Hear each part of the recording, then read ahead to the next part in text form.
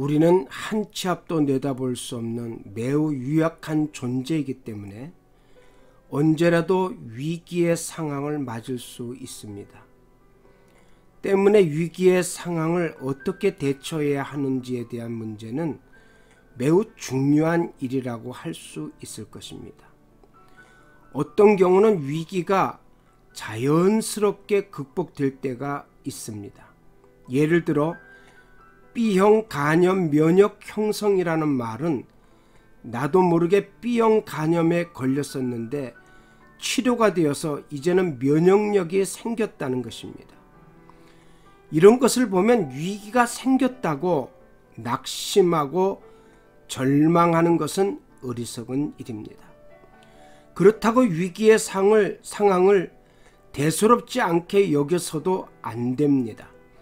다가온 위기를 잘 극복하지 못하면 악한 상황으로 치닫게 되고 결국 생각지 못한 어려운 결과를 낳게 되기 때문입니다. 그러면 가나안을 향해 진군하는 여호수아와 이스라엘은 그 앞에 놓여 있는 요단강이라는 큰 어려움, 곧 큰 위기를 어떻게 대처했습니까? 큰 위기를 맞아 대처하는 그들의 행동을 살펴보는 것은 삶에 늘 위기가 있는 오늘의 우리에게 큰 도움이 될 것입니다. 먼저 그들은 하나님을 바라보았습니다. 여호수아 3장 2절에 보면 요단강에 이르러 유숙한 지 3일 후에 유사들이 진중에 두루다니며 백성들에게 소식을 전했다고 했습니다. 어떤 소식입니까? 제사장들이 언약궤를 매는 것을 보거든 백성들도 떠나 그 뒤를 쫓으라는 전달이었습니다. 이것은 광야 40년 동안 늘 행해왔던 일이었습니다. 출애굽기 40장 36절 이하에 보면 구름이 성막에 떠오를 때에는 이스라엘 자손이 발행하였고 구름이 떠오르지 않을 때에는 발행하지 않았다고 했습니다. 특별히 레위 사람들이 성막을 걷고 맡은 성막의 짐을 옮기면 모든 이스라엘 자손은 자신들의 장막을 걷고 떠날 준비를 하였습니다. 그런데 이번에는 상황이 달랐습니다. 그들 앞에는 언덕에 넘칠 만큼 무리의 양도 많고 물살도 거센 요단강이 가로막고 있었기 때문입니다. 구름이 성막에 떠오르고 레위 사람들이 성막을 걷는다 하더라도 그들 앞에는 걸어야 할 길이 없었습니다.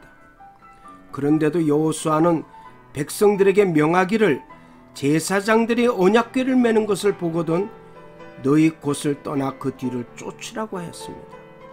언약궤를 맨 제사장들은 어디를 가는 것이며 백성들은 또 어디를 따라 가라는 것입니까? 백성들로서는 도무지 이해할 수 없는 명령이었습니다.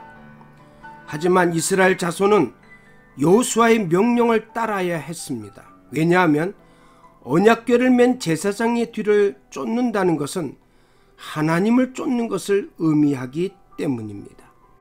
그들이 출애굽 이후 광야 40년간의 여정을 지나 여기까지 온 것은 오직 하나님의 인도와 보호하심 덕분이었습니다.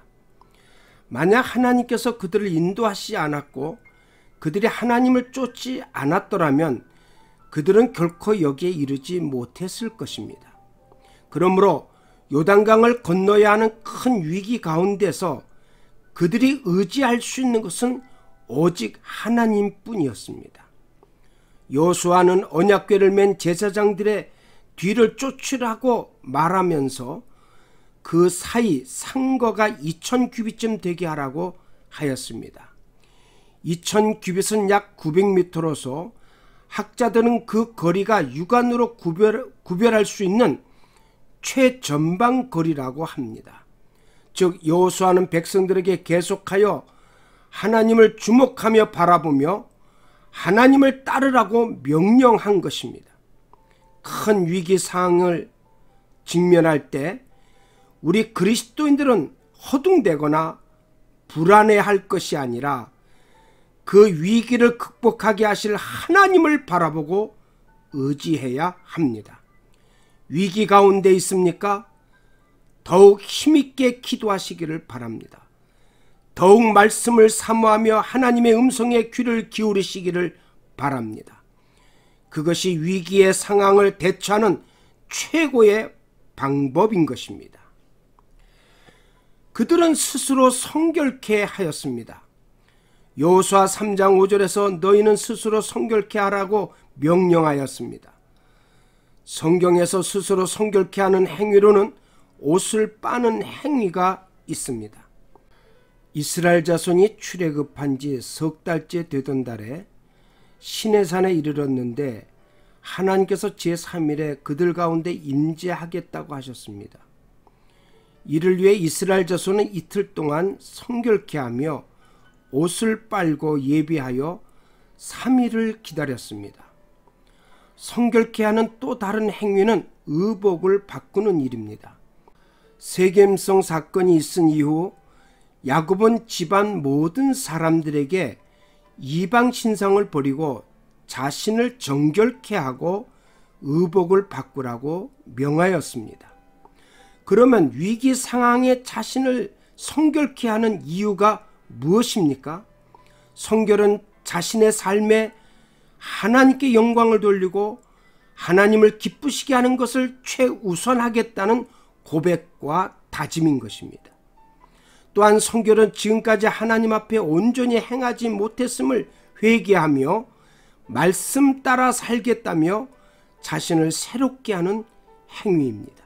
즉 이러한 고백과 다짐을 통해 자신이 오직 하나님만 바라보며 하나님의 도우심을 구하고 있음을 절실히 표현하는 것입니다. 쉽게 말하면 지금의 위기에서 자신을 도울 수 있는 하나님께 잘 보이기 위한 하나의 표현이 스스로 자신을 성결케 하는 것입니다. 찬송가 가사에 보면은 예수 따라가며 복음 순종하면 우리 행할 길 환하겠네라고 고백하였습니다. 이처럼 인생에 다가온 위기를 하나님의 도우심 가운데 헤쳐나가 환한 대로를 걸어가는 성도들이 되기를 주님의 이름으로 축원합니다. 아멘. 만나 채널의 이성필입니다. 시청해 주셔서 감사합니다.